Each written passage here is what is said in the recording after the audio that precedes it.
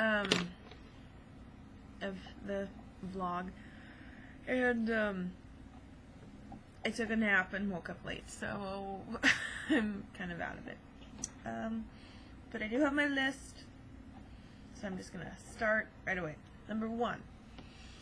I didn't have any horrific nightmares last night that I can recall. For the past couple of days I've been having like really bad and twisted nightmares, and I don't know what I've been eating that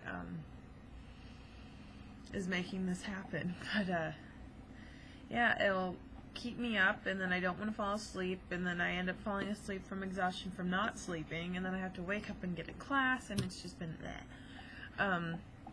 And then, you know, like when you have a really weird nightmare and it kind of like fucks you up in the head at night, and so like for the rest of the day or like the next day, all you can do is think about it, and you're like, what the fuck does that mean? Yeah. So that didn't happen last night, which is a good thing. Number 2. The Max actually showed up at a reasonable hour this afternoon, during rush hour too, and during 90+ weather. Sorry, my eyeliner is getting all weird. Normally what happens in this kind of weather, which is disgusting, sticky, melty monster weather, where the sticky, melty monsters come out, like myself,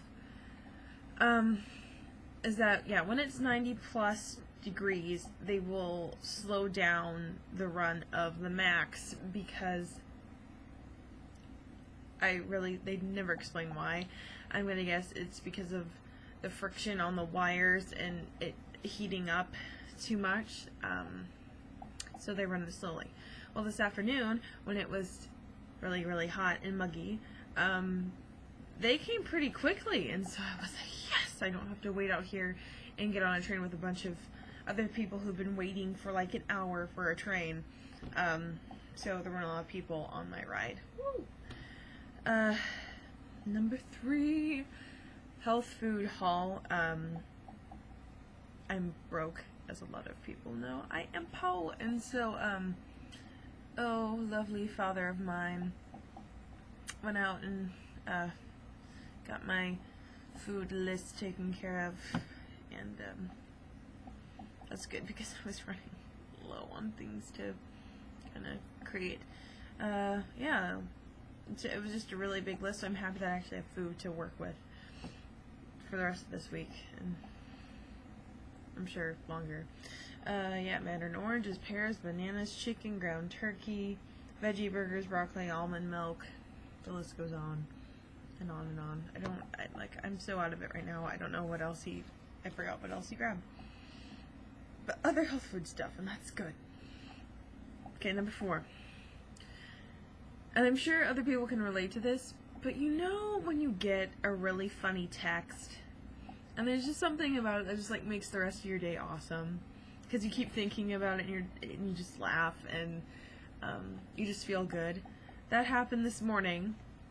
I won't name who he is. I don't want, in case he gets all weird, I'm not going to say who he is, but it was really funny, and actually a woman on the train asked me why I was laughing. It's none of your business, lady, but if you want to know, I'll tell you the joke.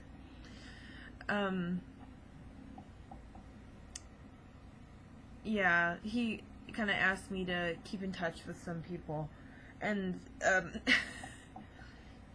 he and I both love cheese. We're cheese people. We like cheese. Cheese is delicious. And it was something about the way that this joke was phrased, or just like this little thing was phrased, because it was so subtle, and I don't think was meant to be as funny as I took it. And sometimes those are the best jokes, the ones that are just really small, but it's like a little, what did Dane Cook say? It's like a little tic-tac comment. That's like a detonator, except this is positive, and has nothing to do with relationships, really. Yeah, so anyways, he asked me this favor, and then at the end of it, he said, "For this, I will not eat your cheese. Thank you." And for some odd reason, I thought that was hilarious. And so, I said in response, I said, "For the sake of the cheese, it shall be so. And it was just funny. I was laughing, and then this stranger on the train, who I've never met before in my life, who was sitting right next to me, asked me what I was laughing about, so I had to explain it to her, and she didn't really get the joke. Fine. Apparently you don't love cheese. So thank you, Cheerio Head, for making me feel better. Then, the last one, my number five, was that I was on Netflix looking for something, I don't know, something to watch, and, yeah, the Netflix that, you know, you can just flip through on the TV is not really good here. You have more selection of just getting it on, you know, like finding it online and then having it, you know, mailed to you, which I think is a load of poo. Why can't you just have it on the screen as well? Stupid. But anyways, I came across this cartoon, I'm pretty sure it's made by French people, called Chaplin and Company, which, for all of you people who don't know this, I recently, meaning last year, fell madly in love with Charlie Chaplin. I had never seen any of his work before, but when I took my film studies class, it was part of a university studies course, we watched Gold Rush, and I had never seen any of his stuff. I knew who he was, but I'd never seen any of his stuff. And I, just swooned. I just kind of fell in love. Yeah, it was beautiful. I think he's adorable. I know he's dead. But at that time, I thought he was just cute. I love funny people. Funny people, steal my heart right away. Anyways, Chaplin and Company, made by French people. I'm trying to figure out where I was going with this. Yeah, made by French people. I'm pretty sure it's French only because the credits have names like Jacques and Francois, so I'm pretty sure they're French.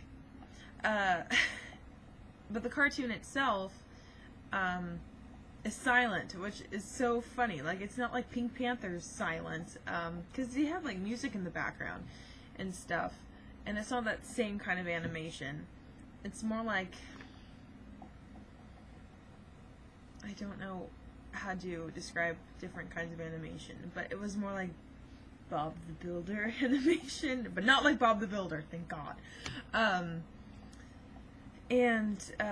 Yeah, and it's all colored and stuff, which is obviously a departure from his films, because those were all in black and white.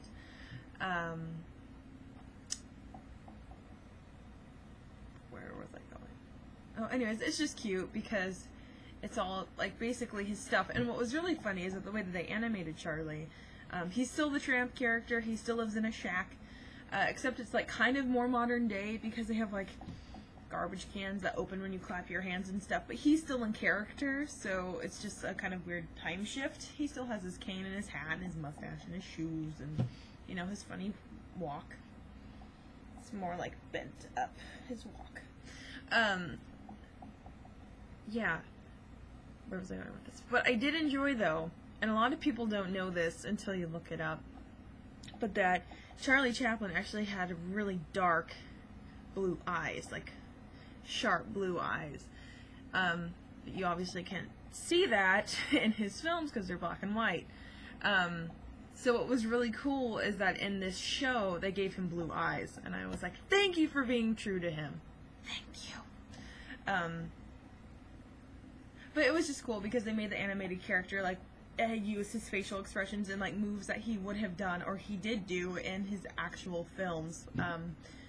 The one I just watched, and they're pretty short. The one I just watched, he, hurt his back trying to move a piano into this lady's apartment, and goes to a doctor, and he doesn't like what the doctor's doing while he's on this table, and so they do, this chase around the table, and I don't remember what movie of his that he actually did that in, but I know that he did. So I'm like, okay, so they are using his material in this cartoon. That's awesome. So anyways, I think I might have found my new favorite cartoon, or at least it will be my favorite cartoon until it ends, and or when I run through all the episodes, which will probably be very, very quickly. Anyways, yeah, if you have time to kill and you like Charlie Chaplin and you like kind of cartoons that are cute, yeah, watch Chaplin and Co. or Company, yeah, Co. whatever. It's cute. Alright, that's all I gotta say. Talk to you tomorrow.